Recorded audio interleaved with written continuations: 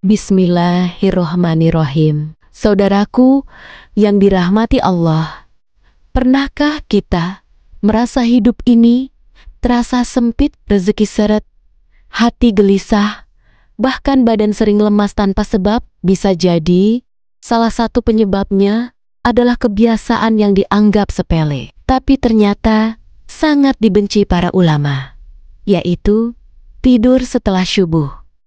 Mengapa para ulama begitu membenci tidur di waktu ini? Apa saja bahaya yang ditimbulkan? Dan bagaimana cara kita memperbaikinya? Mari kita renungkan bersama dalam kajian kali ini. Keutamaan waktu setelah subuh. Waktu setelah subuh adalah waktu yang paling istimewa. Rasulullah berdoa, "Ya Allah, berkahilah umatku di waktu pagi mereka." Hadis riwayat Abu Dawud. Hadis ini menjadi bukti nyata bahwa pagi adalah waktu keberkahan. Para pedagang zaman Rasulullah biasa memulai aktivitas di pagi hari. Para ulama salaf pun menjadikan waktu ini sebagai saat terbaik untuk menuntut ilmu, menghafal Al-Quran, dan menulis kitab-kitab yang sampai sekarang kita baca.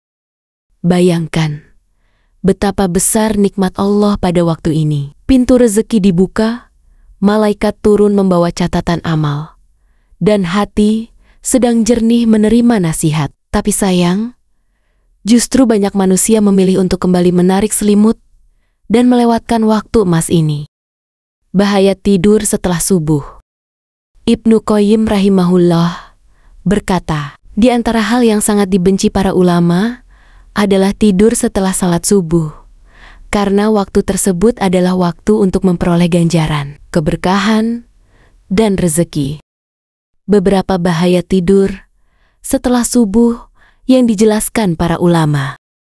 Pertama, hilangnya keberkahan rezeki. Yang dimaksud adalah usaha terasa sulit, hasilnya sedikit, dan sering tanpa ketenangan. Yang kedua, badan lemas sepanjang hari, karena tubuh kehilangan energi terbaiknya. Yang ketiga, hati menjadi keras, sulit tersentuh oleh nasihat dan kebaikan. Yang keempat, malas beribadah dan beramal syalih, karena awal hari sudah disia-siakan. Yang kelima, terhalang dari ilmu. Waktu belajar yang paling jernih justru hilang karena tidur. Saudaraku, jangan heran bila kita sering mengeluh, kenapa hidup saya terasa berat? Bisa jadi karena kita sendiri yang menutup pintu keberkahan itu. Waktu emas untuk ibadah dan produktivitas. Para ulama terdahulu sangat menjaga waktu setelah subuh. Imam Syafi'i menghafal pelajaran di pagi hari karena akal lebih cemerlang. Hasan al-Basri rahimahullah berkata, pagi hari adalah waktu tercerah untuk akal dan hati.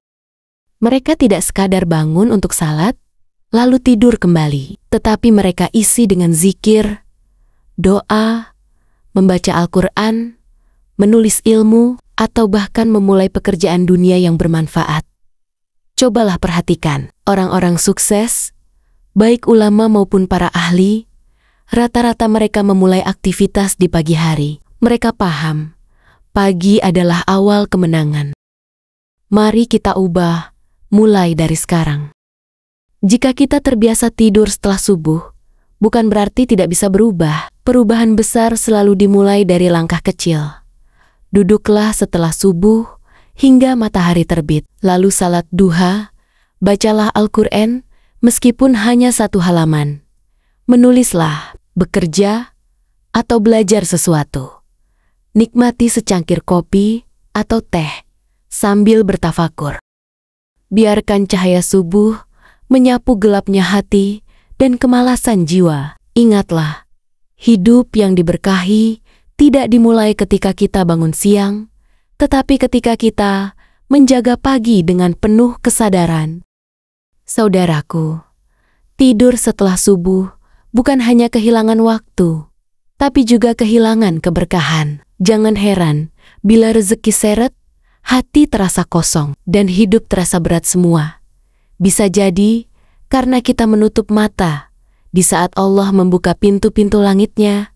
Mari kita hidupkan kembali sunnah para ulama salaf. Bangkitlah bersama cahaya subuh, isilah pagi dengan zikir, doa, Al-Quran, dan amal bermanfaat. Ingatlah renungan indah ulama salaf.